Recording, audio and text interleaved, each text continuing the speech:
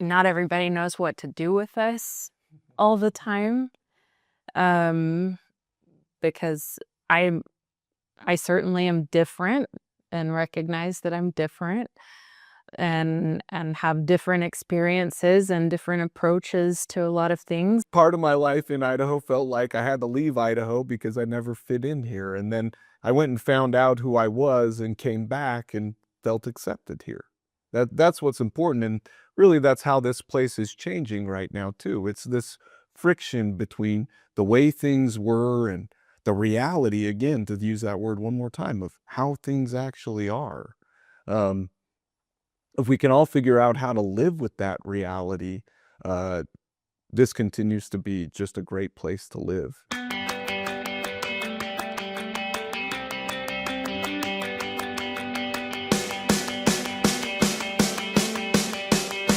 Welcome to It's Worth Mentioning, a podcast about local history. I'm your host, Rett Nelson, broadcasting inside the EastIdahoNews.com studio today. Loft 745 is a landmark that anyone who's lived in eastern Idaho for a long period of time would recognize. It's been a landmark along U.S. Highway 20 for decades. It's a wedding venue off County Line Road in Rigby, and it was recently demolished. My guests today are Josh and Georgia Foster. They were the managers of this business for 7 years. And I sat down with them to talk about their reactions to the closing of this decades-old business. And we got into the history of the company a little bit, how it's grown and evolved, how Josh's parents, who owned the business, got into the wedding venue business. And then they also talk about what the plans are for this property. It was recently sold, and they've partnered with a local developer to develop a commercial project here. We get into the details of that.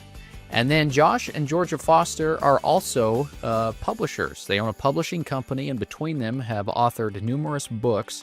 They're working on a book project about the Loft. We'll get into that a little bit. They also have an upcoming film project that came about through an unexpected way. We'll talk about that as well. You've been there for wedding receptions. You may have had your own wedding there yourself. And so it's an episode that resonates with just about everyone, and I think you're really going to like it. So stick around. My conversation with Josh and Georgia Foster coming up next.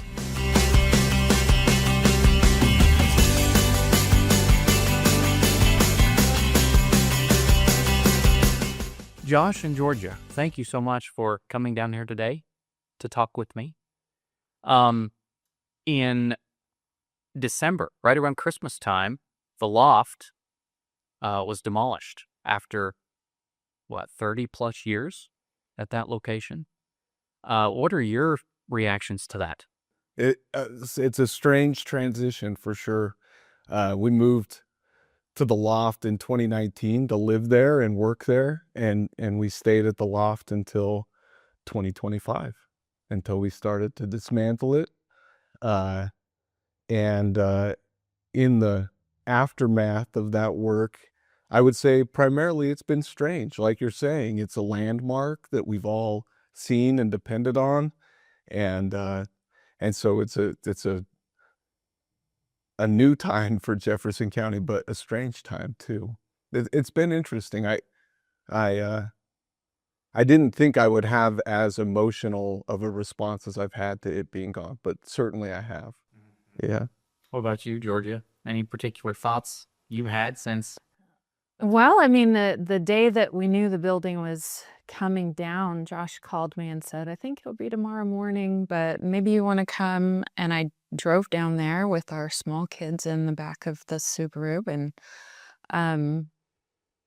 they fell asleep on the drive, and I sat there and watched the demolition and cried in the car with the snow going, and it was a strange weather day that day, and yeah, like we could see, the upstairs, the public space, of course, was the space that everyone knew, but it was also our home. Yeah. So to watch the room come down that I brought my baby boy home to, yeah, right. And also, there have been stages of that. So last year we watched the trees come down, and that was a garden that we tended painstakingly for 7 seasons, and I babied it and loved it and added flowers every year, and so a lot of our memories also came down with the building, as well as the communities. And so, of course, the community's been as sad as we've been, if not more. Everybody has memories there. We got married in that building as well. So, it's our wedding photos are now just photos, as we can't go back and see that building anymore. But so big feelings for sure. It was a lot to let go of and move on from. Yeah. And it's fairly antagonizing the way that technology works anymore, is that you can never forget. Your memories keep popping up in social media and on your phone. And we continue to see our life as it happened in the basement. And there's this strange thing in Google Photos where if you've been to a location recently, it starts populating. Like the algorithm will throw that at you. And so if I've driven by the loft that day, it starts showing me photos of our family in the garden or wedding days that I took shots of while people were in the middle of their events. And so I would say the experience in our interiority is still this florid garden of love, the log buildings built with such character and heart. And then the shock of now driving by the site and it being just flat. All of that flourishing growth and love that happened there for 30 years now is just returned to like a zero-scape. And that's what's hard, is that we all have these vivid memories of special days happening there in this secret garden, but now there's no garden. Yeah. That's the strangest. As I drive by it and as I see it and think about it and feel it, it's all still right there, vivid. But our reality is that it's no longer there. Yeah. So, a lot of questions in a lot of people's minds is what's happening at that property. And I know that I spoke with you in December about that a little bit. And it's an ongoing project. Oh, yes. But you have partnered with a company called Trellis Development. Yeah. And it's like a 10-year project that's happening there. You want to talk about what's happening? Sure. Yeah. No, it was. And last time we talked about it, the metaphor that works for me is that, you raise a cow in your backyard until you have to slaughter the cow. And then that's the whole point of the cow, truly, too. This property, of course, was not that. We loved running the wedding venue there. But we saw Jefferson County changing so quickly. And that intersection being such a key intersection, but also being a big problematic intersection too, that without somebody initiating change there, no change was going to happen. And so as we dismantled the restaurant building in 2024, change started to happen. Conversations were happening with Idaho Department of Transportation, Jefferson County, Bonneville County, the canals that run through there, the railroad that runs through there. All of a sudden, we were all in communication and conversation about how to change that exchange, right?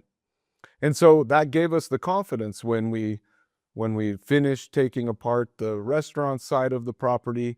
We operated the wedding venue for one more year to see how things would develop.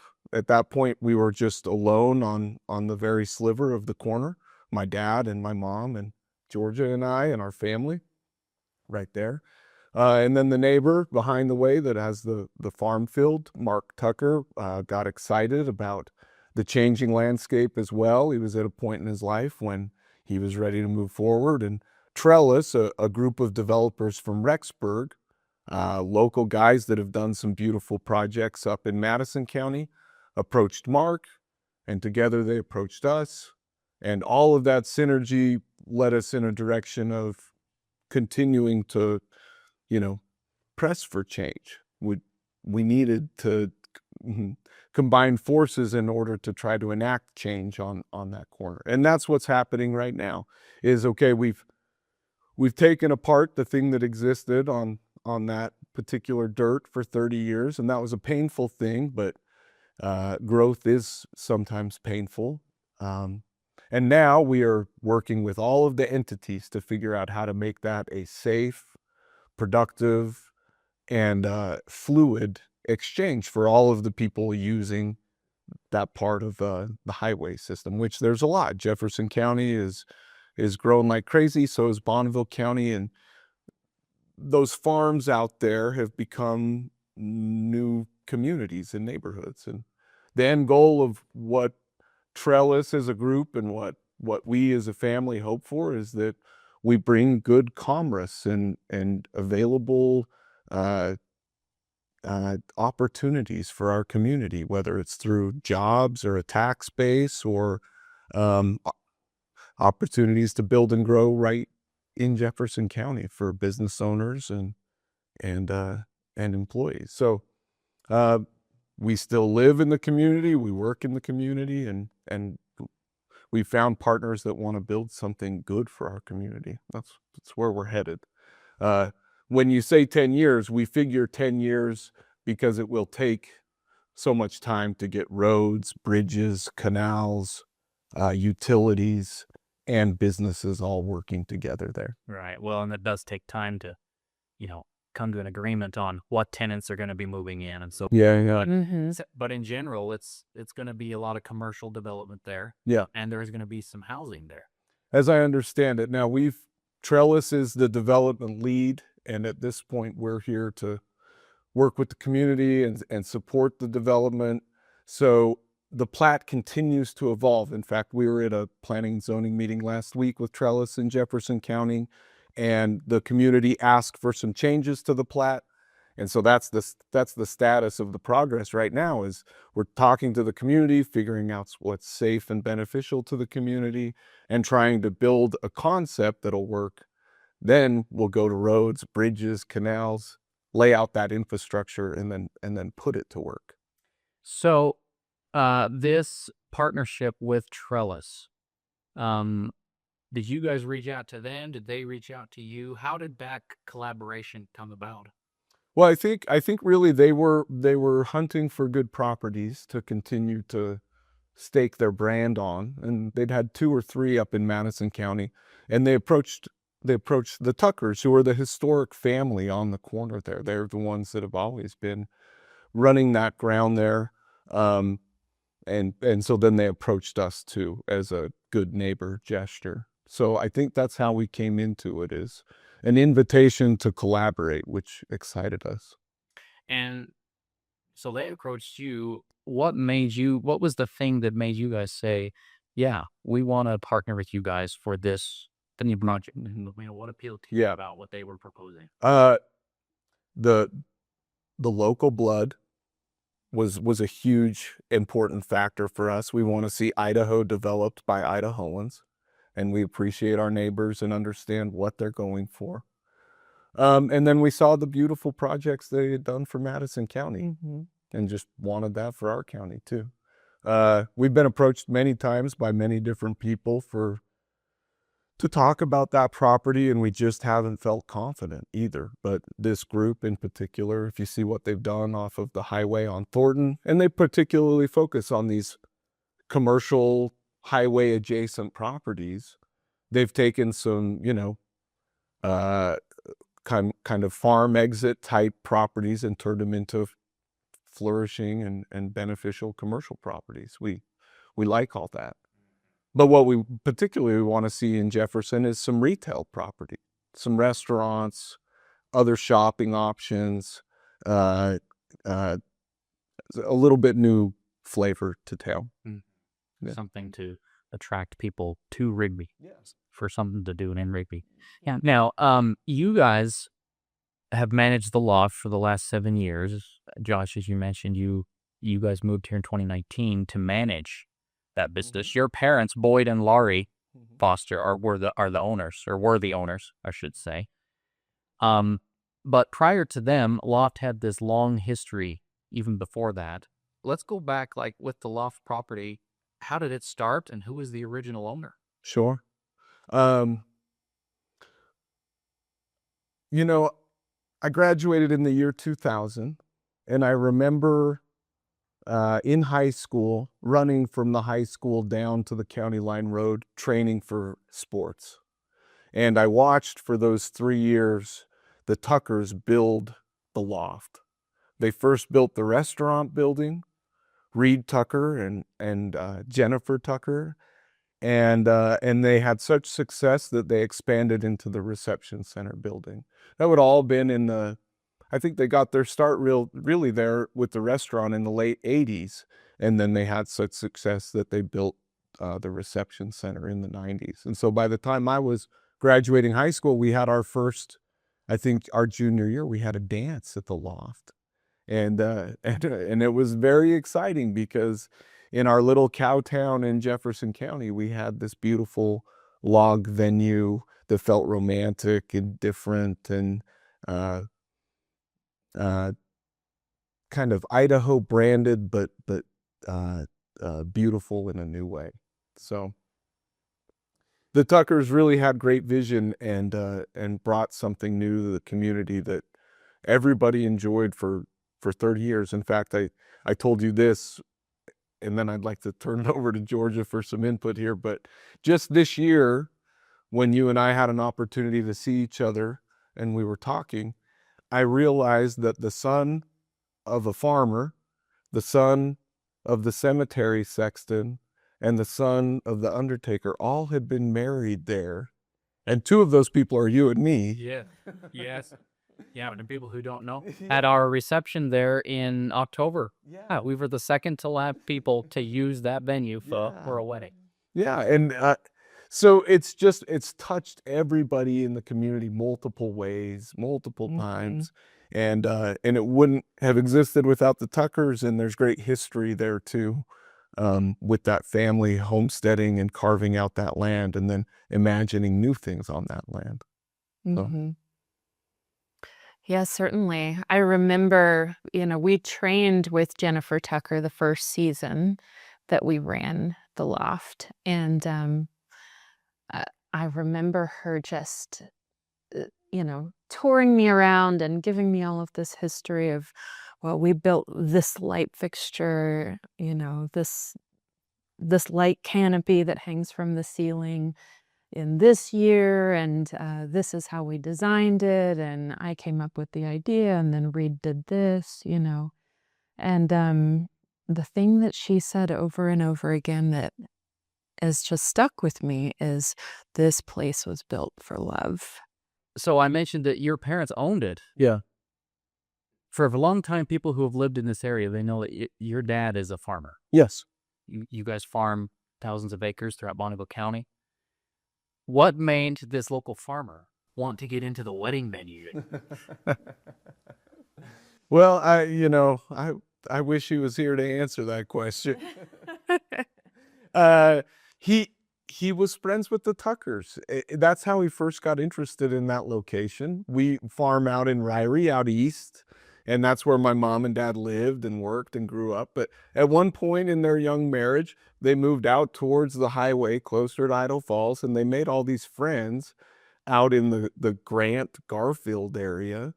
And the Tuckers were one of those families. And we used to do all of this cross business together with fertilizer and roads. Their family's very DIY, solve your own problems, kind of that Idaho mark of we can do it all, And so we just had all these interactions with them. And what's interesting, Georgia had me thinking about how fantastical the Loft is and was.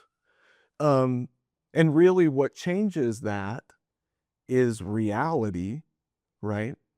And we're talking about that right now, this cross-section of the fantasy of what that property is and the reality of what it is too. So what happened was we all wish that love and the story of love could persist all the time, but reality comes in, and the Tuckers went through a divorce. And in that divorce, they needed to sell property. And in that conversation, my dad was a friend that they could talk to about that. So that's how we got involved. And I think it does extend the metaphor of the loft as a property of love and a property that we maintain for love and the fantasy of love. And then in reality, the Tuckers lived below the wedding venue with 8 children and had a full life in the backyard. And I think at one point had some horses back in the backyard behind the wedding venue, also very Idahoan, right? They solved all their own problems and they made all of their own solutions together on that property with whatever they had on hand. That's the Idaho way. And then when the relationship stopped, well, they had to take that apart. I would say that's also our experience at the Loft too. We love love and we love serving love. But love is an intense emotion that happens infrequently through our life, maybe. And our reality is much different. Georgia and I started working in that business, unmarried, raising her 2 kids, and those 3 coming to Idaho for the very first time to come and work this job with me.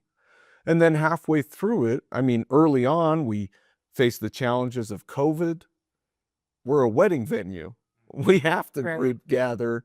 And the first year we're out of the gate. Well, the second year, COVID comes and slaps us upside the head, right?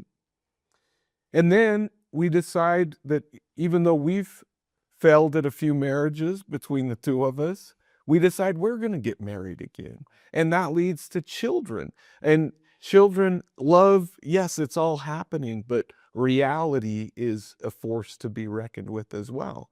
And so as we get married and have kids, I'm also working on the farm 5 days a week and 6 days a week. And then we're doing weddings 3 days out of the weekend for 7 months out of the year. All of a sudden our reality became too heavy as well. We're also trying to write books and do creative endeavors as well. So reality and the fantasy hit a cross section. And that's when we, like the Tuckers, started to say, can we do this forever? Can we do this forever? Can we sustain this forever? And when we came up against that hard answer of no, well, we've all been there too. That's reality. Whether you're in a relationship or a business situation, a family situation, a job, when you can answer honestly to yourself that a change needs to happen, it's tough. It's tough to dismantle that and undo it. And that's what we did at the Loft. Everything I had touched, from the south side of the canal to the north side of the dumpster, 6 acres, every sprinkler head, every tree, every pump, every gate post, every light bulb, every log I had touched. And then I have to take it apart as well. The metaphor still is so rich to me, where love starts and then where it can end.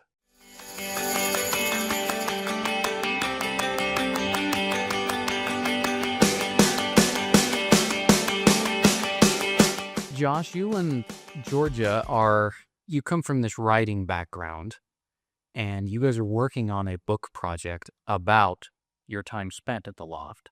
And I want to come back to that, but you mentioned earlier that you and Georgia came to Idaho. Of course, you are from here, but Georgia, you had come here for the first time when you and Josh got together. And so I'm just curious about how you 2 met and moved here to Idaho. Oh, you're kind of too far to me on this one. So we met in 2014. No, 2015. 2015. So we met in 2015 when I was a PhD student who had an editorial position in nonfiction for Gulf Coast Literary Journal. And Josh came in as one of my assistant editors. And so That didn't last terribly long, but I like to tell people I was his boss. And that's how we met. And he liked me being his boss and decided to keep me as his boss forever. But I'm sure you remind him of that guitar. right. I am still you. I'm still your boss. Yeah, we were in Houston, Texas. I'm originally from South Alabama, and I was a single mom of 2 kids who are now grown and flown out of the house. But yeah, so we were together a while, and then we decided, I guess through the PhD, we originally thought doing the PhD that we were going to move on to professorships in far-flung places, but we were kind of watching how the university culture was changing and how, the wider culture was having some shifts, and discussing with ourselves, because I don't know if you know, but in academia, often if you have, they call it like the 2-body problem, where if you are a couple and you're trying to move together, it's almost impossible. Like I knew of professors who, like, one was in Houston and the other was in Saudi Arabia. Like, it's that where a lot of departments just don't want to hire a married couple because they want, that challenges the diversity that they want, right, in the department, because they want to be able to bring, one person who's a specialist from this place and one person who's a specialist from this other place. And so it's really challenging if you're an academic to be a married couple in the same place. So we had decided we thought we wanted to stay together, and we were about to move on to our next flight when his parents opened a mission call to the Marshall Islands. And as soon as we turned the screen off after that mission call opening, Josh just kind of looked at me and went, "I think I need to go back to Idaho."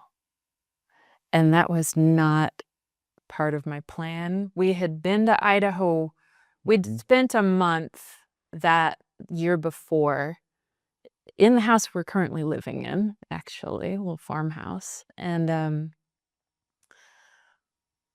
but it wasn't really part of the plan yet. And then we get that call, or we're sitting in on that call, and yeah, I guess we need to move to Idaho. And So that's really the answer to why Boyd and Laurie invested in the Loft property. Is right after that call, I called my dad and I said, "Dad, you're leaving." They thought they would be going on a 6-month service mission, and they got called on a 3-year leadership mission where they were going to be mission presidents.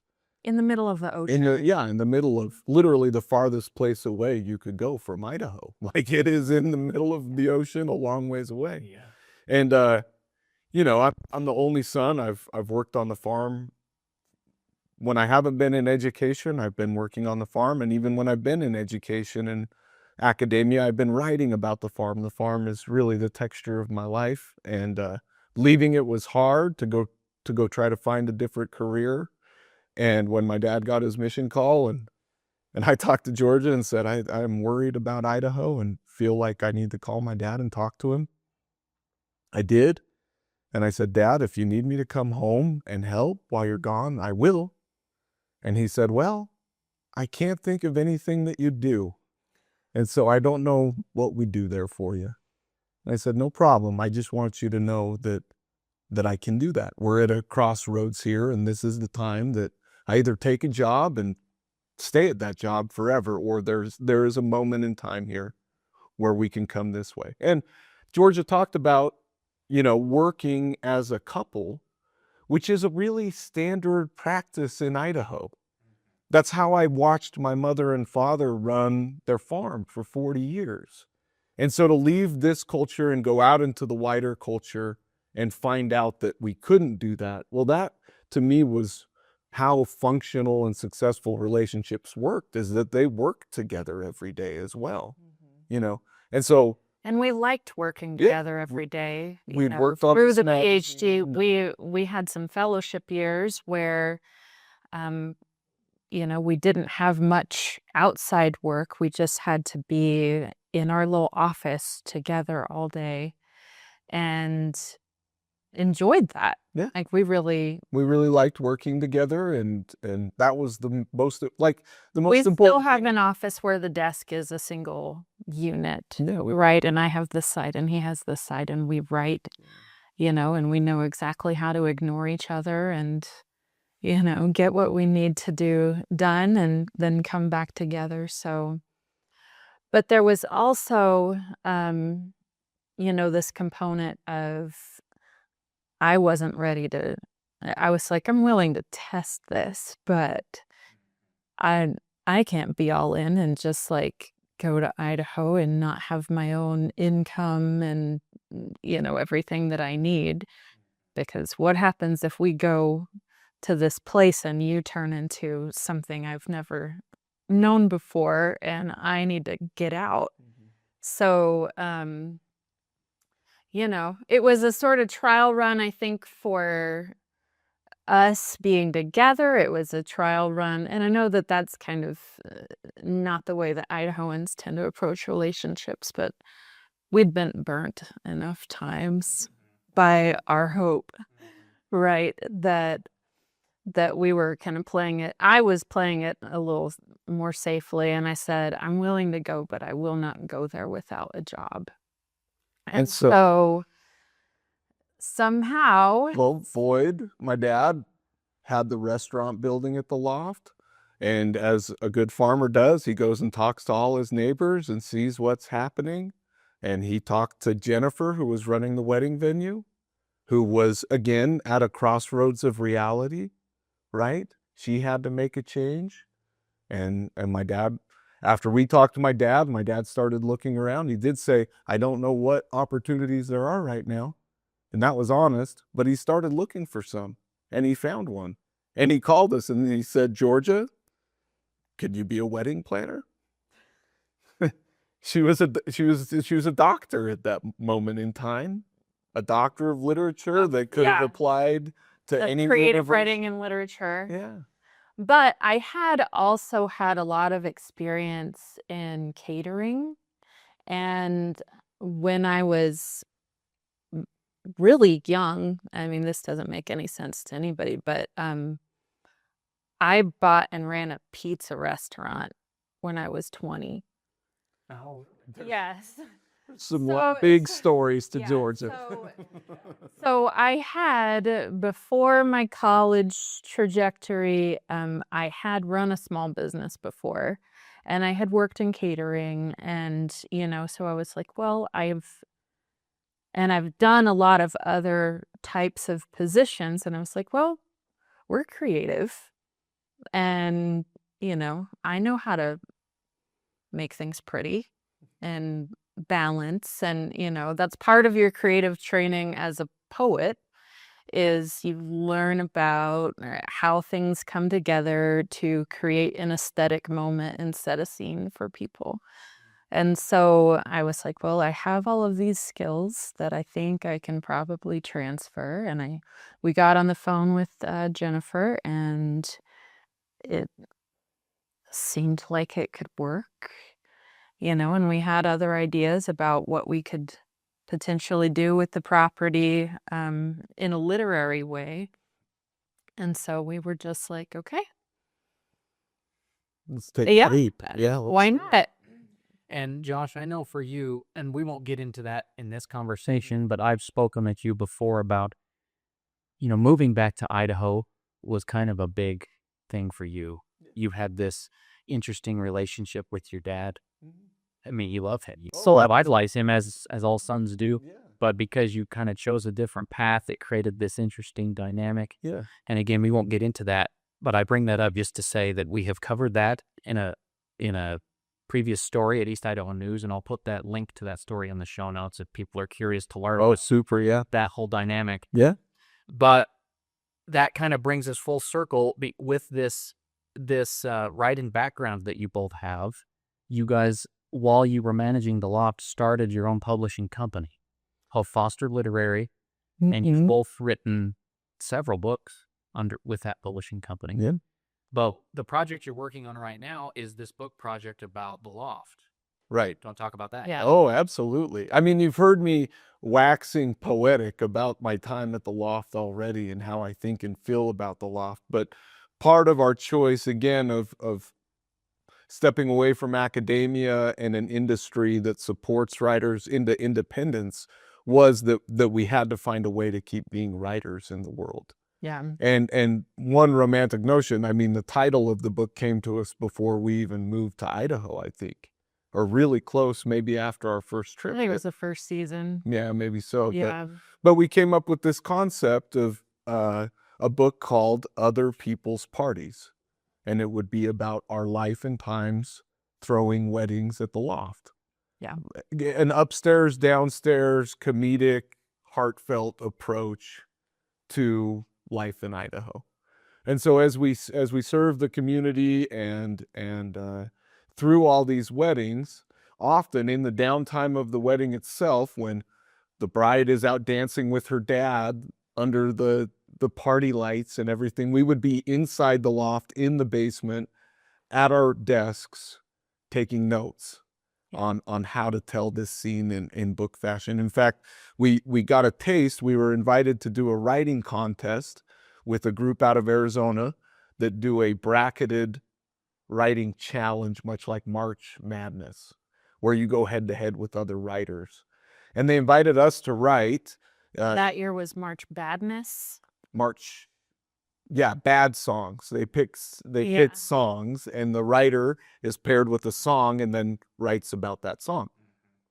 So they paired us with a song, Sailing, which is a yacht rock song tied to the South. Christopher Cross. Yeah, tied to the South. Yeah. And so Georgia and I were throwing these weddings, and we were listening to the song over and over again. And she wrote the first 2 pages, and then she gave me those. And I wrote the next 2 pages, and I gave it back. And she wrote the next 2 pages. And in that way, we came up with this essay that made it all the way to the final 4 of the contest. Its readers are voting, and readers are supporting and advancing. And so we thought, man, we're on to something that people are really reacting to here. Whether it's the story or the voice or the structure of the thing, people really liked it. And that was our first kind of foray into a team project. And that was also sort of a test. Yeah. When we approached it, and it's like, well, could we do this thing where you write a little bit and then, we go back and forth, because that's a sort of, dance on the page that I wasn't sure we could pull off. And it was also kind of a fun chess match too, because I'd try to pen you into a spot, and then you'd get in and take it whichever direction you wanted. Yeah, and then you'd try to lead the other person where you wanted to go, and then you just have to go with where he wanted to go. But I was reading that essay again, actually, knowing that we were going to have this conversation, and on the way over here, I told Josh, it's fascinating to see how I know my voice as a writer on the page, and I know his distinctly, but in that essay you can see the influence happening, right? That we're carrying each other's tone, or we're Josh tends to be a lot more funny than I am on the page and generally in life, because I tend to be someone who works with a lot of gravitas and drama, and I go deep and dark a little bit more than he tends to. But you started to see how you level each other out in that way. And I'm envisioning the Idaho side of Jar, and your literary eloquence You know, Exactly that. Yeah. It's very much city mouse, town mouse, or city mouse. Well, not really, it's City small. Mouse. Yeah. Yeah. But there's some variance there that all of a sudden we're kind of finding a third voice happening. Yeah. It was And cool. so, you also, in that essay, because we were working with the song itself, that took us back to some places in Really? my hometown. Yeah. But I think with this book, right, Other People's Parties will be an interesting kind of delving into, right, the culture shock of coming to this community that doesn't necessarily want outsiders here all the time. And, trying to decide if I love the place and if it'll love me back, and also trying to decide how much do I really want to commit to this one. yeah. And also, we kind of hinted at this, but we have 4 divorces between us in our background, and we were not married running this wedding venue. So there was a lot in those initial years of running the wedding venue where we were having to really kind of grapple with a lot of what is our relationship to marriage, and what are our values, and how do we want to participate in this, and do we want to? And of course, now we're on the other side of it where we've had 2 more kids and we've been married 5 years. And But at the start, it was a very interesting where we started divorced and came back to a culture that's very marriage oriented, right? And we stayed divorced. It was almost like we were paying a penance for love. yes, Like we were serving love and punishing ourselves in doing so. yes. But that was and there also would the, be weddings where I just brought everyone down the aisle, because I would sit there and time people as they walked, and then I would watch as much of the ceremony as I needed, and then I would go hide in the stairwell and cry, yeah, it was and then just sort of like put it all back together. I can do this, I'm gonna bring my game face back out, but because just all of these old feelings and new feelings, and It's the perfect premise for like a rom-com. yeah. Is what well, and that's what we were thinking. And also, I had a moment where I posted on social media, and I'd been posting a little bit here and there on social media about our lives. And I made this one post where it was snowing in the background in the garden. And one of my childhood friends, who's also a writer, and I just adore her, said, "You are living a literal Hallmark movie." And I don't think she was being nice about that. Knowing her, right? I think she was kind of giving me some hard nudges, but it really, the story is sort of this bizarre, city girl who's got this big career is going to move out to the farm. And We also, I mean, we were at the pinnacle of our academic prestige too. It was interesting. We had to take off our robes and pick up garbage, in a community yeah, that certainly didn't value the robes, no, right? And was annoyed that you were picking up their garbage. It was a very interesting moment. I personally, to get through my PhD, along with teaching and editing and doing all these other jobs, I drove Uber. I drove rideshare. Again, I think part of the narrative of this book is going to be work, just because the life in Idaho is so much about work. We work all the time. That is what we do at our very best. But to go from, being in front of classrooms, being in fundraising galas, eating suppers with fancy writers, to mopping a dance floor at 3 a.m. on a Sunday morning. It was a humbling experience, and we did it because primarily we wanted to be together in that fantasy of love. Yes. Right. But I love that in that situation, you know, the academic world to now picking up garbage, you guys found the romance in it. We did. Because you have that writer's perspective on things. We did. And living at the Loft did feel like living on an island with just Georgia. But just the way that property works, and you know, we had dogs. It's crazy. If people knew that underneath their weddings there were 3 cats and 2 dogs quietly laying, listening to their party the entire time, not making a peep. But when the weekdays, when the parties weren't going on, our dogs were out on the property.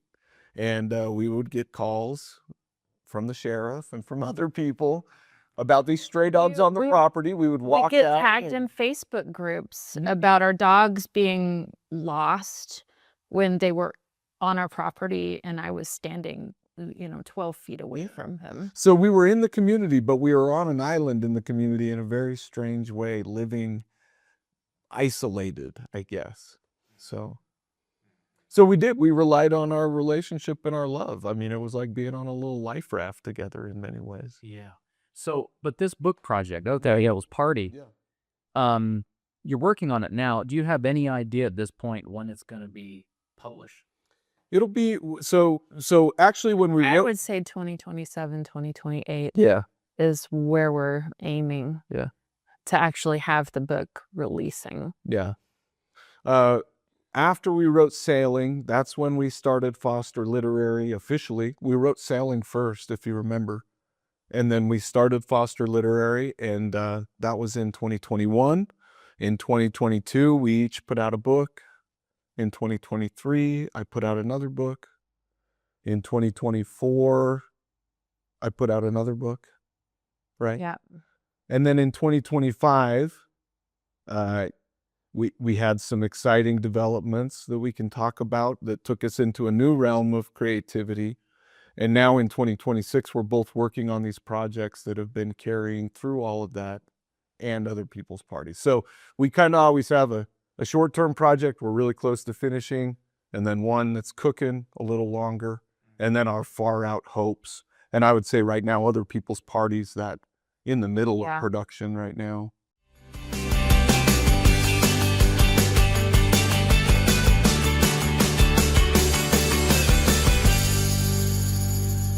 Josh, that story that I mentioned that we did in 2024, I interviewed you about a book that you had written at the time. It's called The Last Snow Hunt, or The Last Good Snow Hunt or something. And it's about your it's kind of tells about your perspective growing up as a farm kid in Idaho, having a little bit of a different perspective on life. Yeah. We're interacting with all of these traditional Idaho men. And you kind of are writing this book to your son, who at the time was very newborn, yeah. right? So, and I mentioned that we're going to include a link to that story that people can learn all about the book and your relationship with your dad and all of that. But that story landed you guys in a position where somebody saw that. It was an acquaintance of yours, and he happens to be a filmmaker. Well, yeah. You're involved now in some kind of film project? I mean, I love being a creative, and my approach is just to work as hard as I can and then take what comes, right? And what came from our interview back in 2024 was a lot of interest in my personal story, but it made for this artifact that stayed online, right? And I've worked on a project for 10 years, a book about Nate Bozong, a dear friend of mine, a first cousin of mine, and a former professional snowboarder. One of my idols from the 90s, a man that's about my same age. And when I was at Houston working on my dissertation, I was writing a snowboarding book about Nate Bozong and our relationship.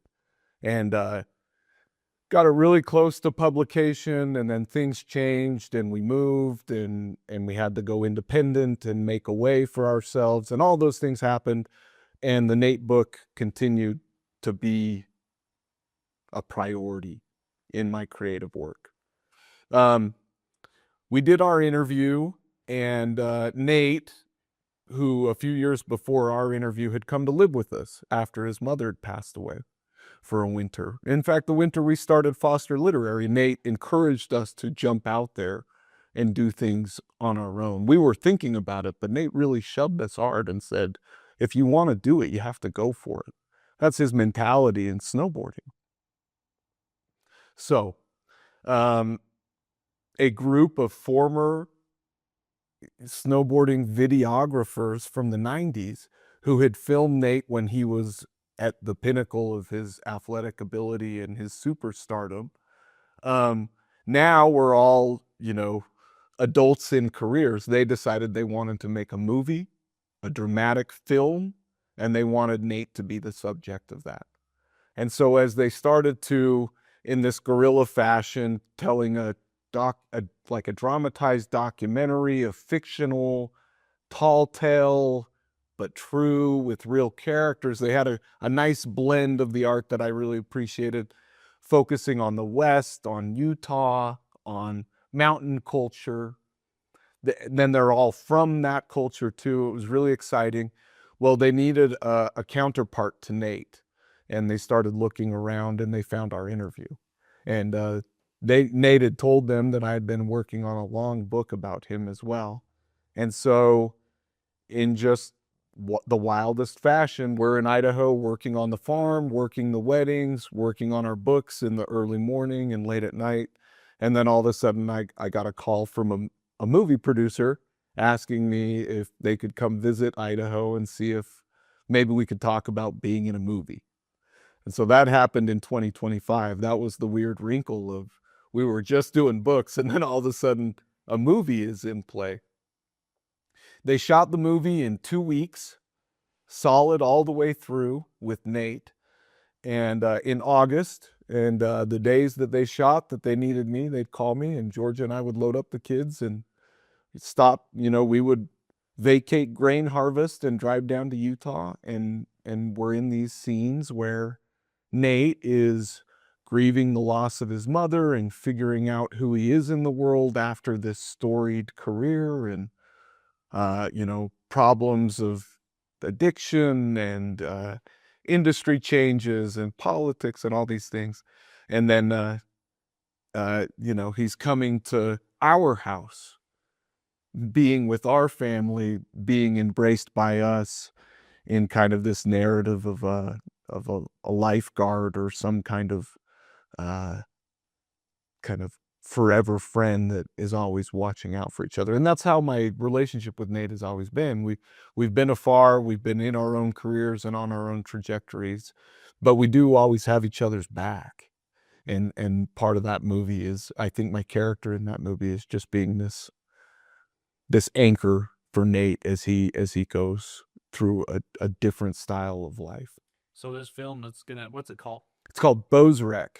So Nate Bozong is the snowboarder, and in the early aughts there were some snowboard movies called Bo's Wreck, and that's kind of a description of how Nate has moved through the world. He's pretty chaotic. He's a snowboarder. He shreds hard and he wrecks stuff, and so Bo's Wreck became kind of his brand. And so they're using that as a title to the movie as well, Bo's Wreck. But it'll be shown in the film festivals? Yeah. So is it going to be at Sundance? So Sundance just happened, and it wasn't at Sundance. They are rolling it out at they're entering at all the other film festivals. The exciting thing that I heard this week is that we'll get to screen it for the first time in just a few weeks. I was messaging with the director, Ian Rigby, just this week, and he said, we'll have it ready so that you guys can view it. So Nate and I will get finally a first look at the movie here in the next month, which is exciting. Wow, that is cool. Yeah. So we might be able to see this film like on YouTube soon. They'll get a bigger release, but it will be happening in 2026. They promised me. So we're waiting for the good news. Wow. Yeah. Well, you have to keep us up. Oh yeah. No, we're excited about the movie. And George is in it.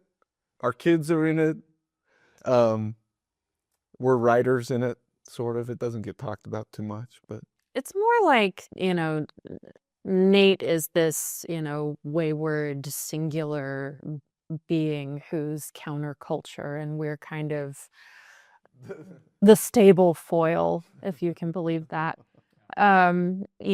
Where we are, yeah, Josh is the family man. I have no lines, It's just, I'm just ancillary there so that Josh can be a family man and they can have these moments. But it was fun nonetheless. The kids had a great time on screen. And But doing some acting, a muscle, a skill that ever used?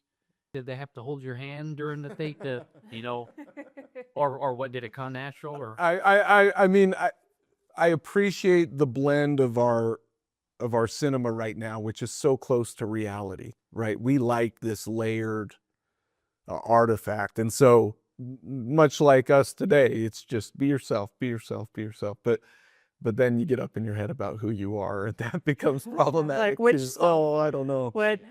But I expressed to Ian, again, the director, I expressed to Ian my fears and my insecurities, and he said, I love the scenes with you and Nate because they are so real and about family. He said they're some of the realest stuff in the movie. So again, like our entire approach to everything, it is just do your work and then I guess hope for the best and have some faith, because then we'll wait and see what it actually is. Yeah, and my waitressing background came in handy because I just had to clear a table and move it to another place again and again.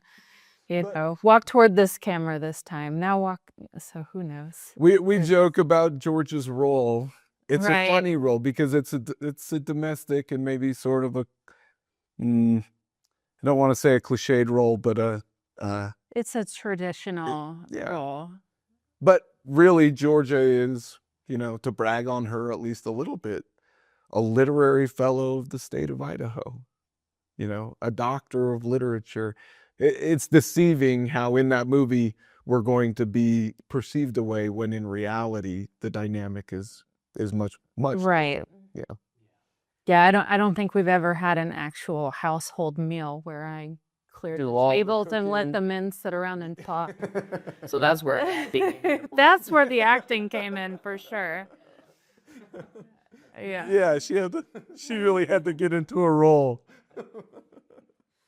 Josh, I'm glad you mentioned the fellowship. I totally forgot about that. And you are a literary fellow in the state of Idaho. This is a literary award given in the state of Idaho. And remind me again, what's it called?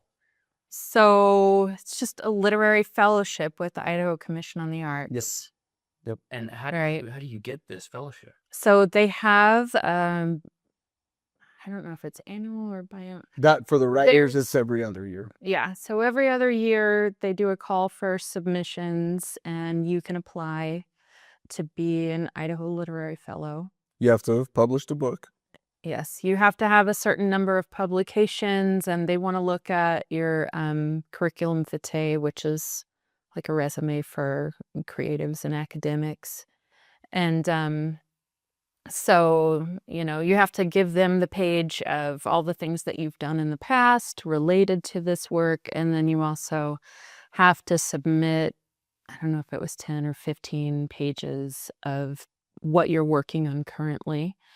And then a narrative about that, why do you want this award? What's the project you're working on? A description of how all of those things are coming together. So I actually won it for a collection of poems that I'm working on, which is titled The Patriarchs, which is actually about mothering and the failures of men in mothering. But so it's a little tongue-in-cheek there. But yeah, so it's a collection of poems about single mothering through all of these years. Wow. And yeah, hopefully that will get done in the next year too. Yep. But I love your guys' story, and the reason I love it is because Josh, you've talked about this over and over again. There's this certain culture in Idaho. It revolves around the outdoors and farming, and there's a traditional mentality that comes with that. And I love that, you kind of had I don't know if the word is artistic or a kind of a creative perspective on life that was a little bit different. And you guys have successfully been able to merge this traditional Idaho lifestyle with your literary and creative mind, into like a business and the books. And I just think I think it's incredible. I think it's great. Thank you. You created your own unique little niche, I think. And I think, we love being in the boat together and doing what we love to do. And we couldn't stop that. We didn't want to stop that. That had to persist. That existed before we were a couple, before we were an entity or anything. So we needed that to continue to feed into our life. And it's just, it's such a, again, to lean into our community and culture, it's such a blessing. I feel incredibly blessed, even though life has been challenging and difficult and Circuitous. yeah, Right. riddle-like in ways. I'm just so happy to be here right now that Idaho accepted me back. Part of my life in Idaho felt like I had to leave Idaho because I never fit in here. And then I went and found out who I was and came back and felt accepted here. That's what's important. And really, that's how this place is changing right now, too. It's this friction between the way things were and the reality, again, to use that word one more time, of how things actually are. If we can all figure out how to live with that reality, this continues to be just a great place to live and raise a family. If we continue to only focus on the friction of change, then we'll just experience friction. It just won't be the same. Well, and you, Georgia, this was kind of a foreign world to you. And you've come into this, I'm asking this a little bit facetiously. I'm not setting you up to say the negative thing, but has it been worth it? Oh, has it been worth it? Absolutely. Good question. For sure. I think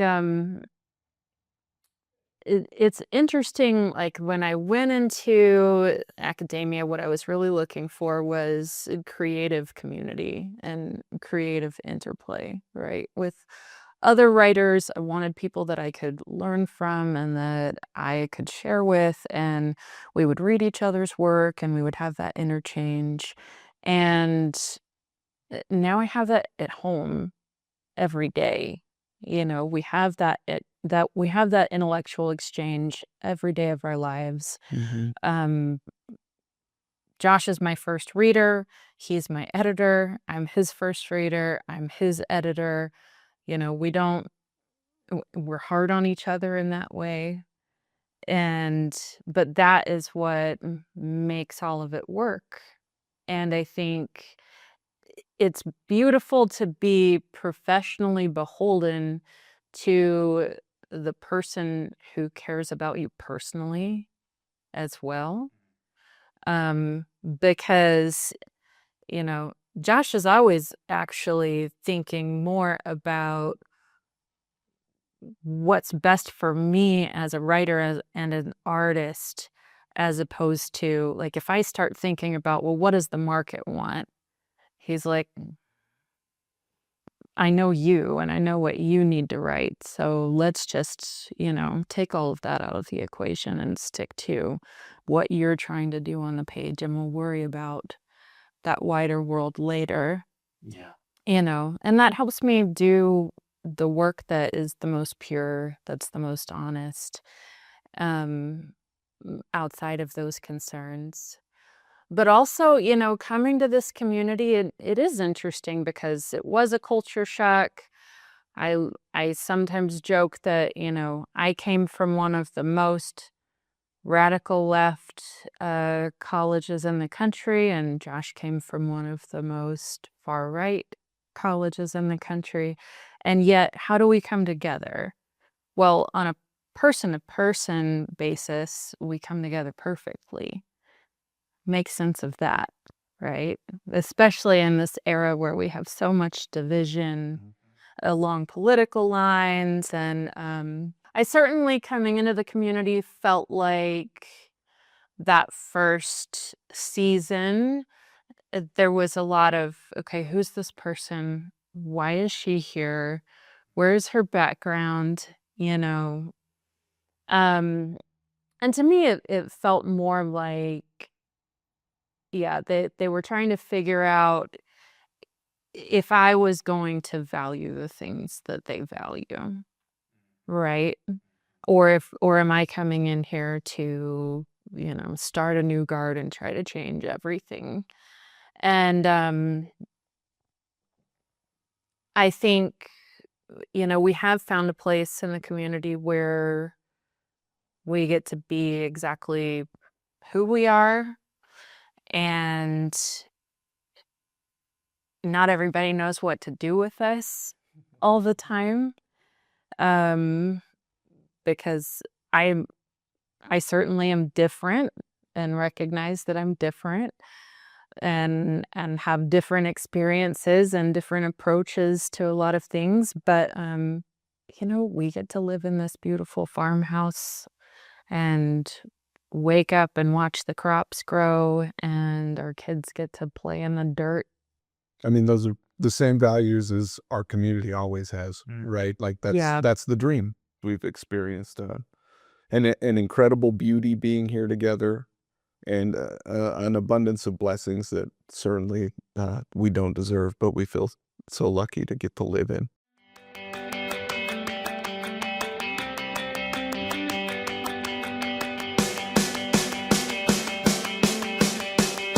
Appreciate the Fosters for their time. Always a pleasure to speak with them.